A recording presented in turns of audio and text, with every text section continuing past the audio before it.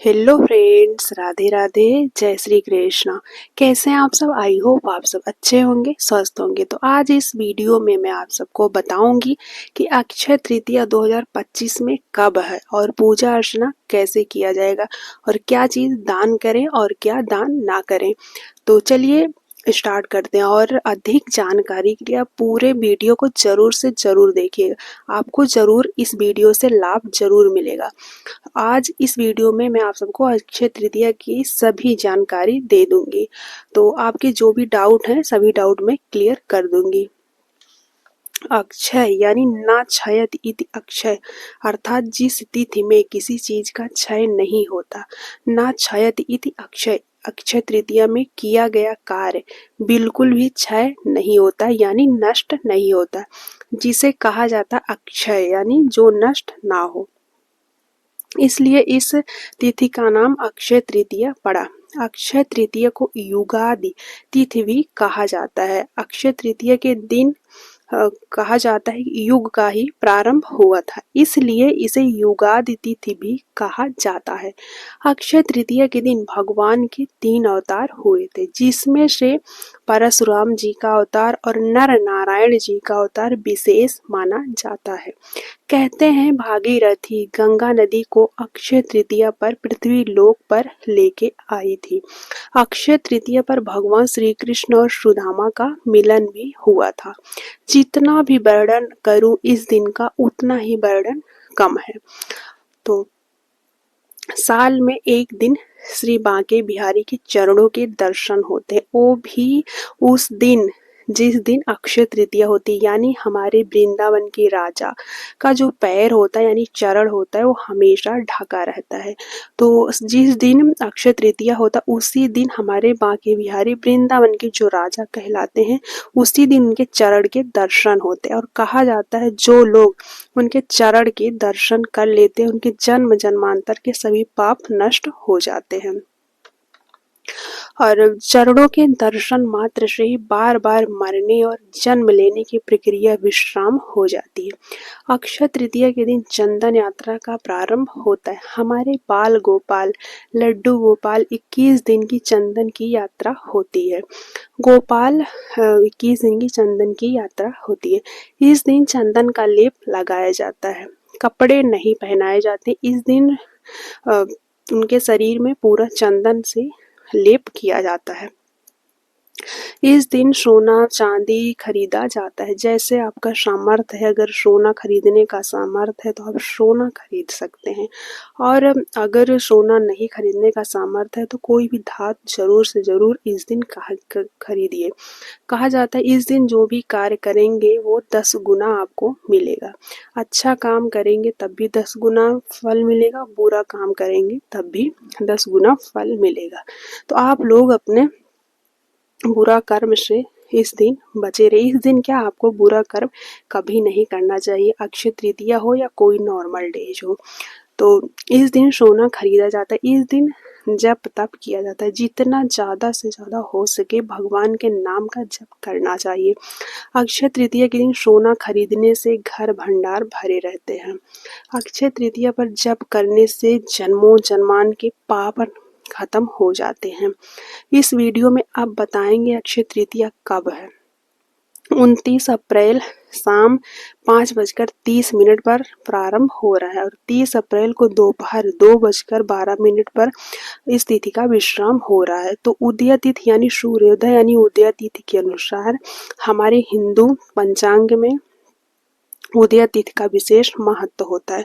तो 30 अप्रैल को इस दिन 30 अप्रैल को अक्षय तृतीया उदय तिथि के अनुसार मनाया जाए। इस दिन हमारे बांके बिहारी के मंदिर में बहुत बड़ा धूमधाम से उत्सव मनाया जाता है। इस दिन आम के पन्ने सत्तू का भोग भगवान को लगाया जाता है। इस दिन चंदन का गोला बनाकर और उसके ऊपर तुलसी का पत्ता रखकर हमारे लड्डू गोपाल के हाथ पर रखा जाता है या फिर उनके आगे ही रख दीजिए, चरणों में रख दीजिए। 30 अप्रैल को पूजा का समय होगा 6 बजे से 12 बजे तक सुबह पूजा अर्चना किया जाएगा। इस दिन लड्डू गोपाल को पंचामृत से स्नान कराया जाएगा। इस दिन पंचामृत से स्नान करा दीजिए। उसके बाद आप चंदन का लेप लगाकर बैठा दीजिए। अगर ज़्यादा मतलब कड़ा हो जाता तो 1-2 घंटे बाद आप चंदन को पोंछ दीजिए। अगर बहुत टाइम तक रह सकता है, ठंडाई रह सकती है, तो आप शाम को चंदन के लेप को पोंछ दीजिएगा। तो इस दिन की बहुत बड़ी महिमा है। भगवान के 24 अवतारों में से 3 अवतार इसी दिन हुआ था और इसी दिन कृष्ण और सुदामा का मिलन भी हुआ था। इस दिन लड्डू गोपाल को पहले पंचामृत से स्नान कराइए, फिर पूरे शरीर में चंदन का लेप लगा दीजिए, फिर शाम को कपड़े से पोंछ दीजिए। अक्षय तृतीया पर क्या क्या खरीदा जाएगा? अक्षय तृतीया 30 अप्रैल को बहुत धूमधाम से, चाहे बांके बिहारी हो या खाटू श्याम हो या पूरे वृंदावन में धूमधाम से अक्षय तृतीया का पर्व 30 अप्रैल 2025 में मनाया जाएगा। पूरे वर्ष बांके बिहारी जी के चरण ढके रहते हैं, लेकिन इस दिन यानी अक्षय तृतीया के दिन बांके बिहारी लाल के चरणों के दर्शन होते, जो हमारे लिए बहुत ही खास होता है।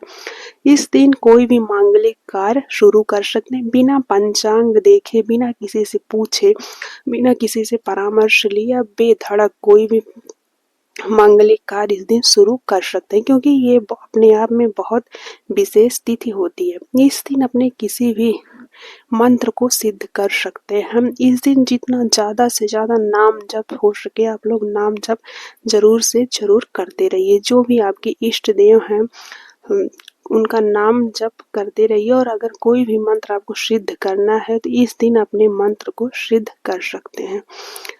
तो अपनी क्षमता के अनुसार आप लोग सोना चांदी कोई भी धातु खरीद सकते हैं।